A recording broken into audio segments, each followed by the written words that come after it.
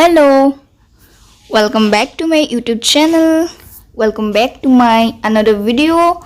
So in this video I am going to give you an introduction about Python programming. So let's start the video. As we know that Python is a popular programming language and it can be used on a server to create web applications. So for doing coding using in Python, we can use Python interpreter, or also we can use any other software or any coding platform like Visual Studio or any other platform. Now I am going to use Anaconda Navigator, means Jupyter Notebook in Anaconda Navigator. So let's do a simple program, then you will have an idea about Python. Now you can see Jupyter Notebook is opened. Now click on the new button and then Python 3. So after clicking here, a new window will open and there we will write our code.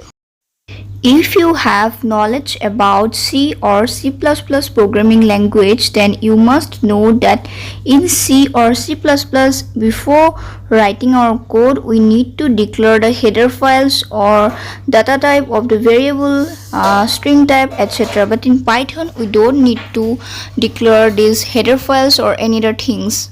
Here we will just write print, and under quotation mark we will write our statement.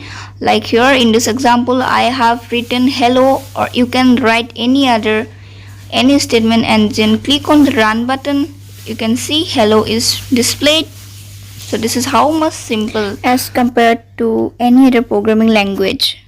Now let's see another example. For example, addition of two numbers. So for that we will need two numbers for performing summation operation. So first let's assign our number. Suppose x equals to 5, then y is equals to 10. So now we want to add these two numbers. So we will now simply write print, then bracket, x plus y. Now we will have our result. So here you can see after clicking on run we have get our result 15. 10 plus 5 is 15. So this is very simple program, and also Python is a very simple than C or C++ or any other programming language. It is very simple.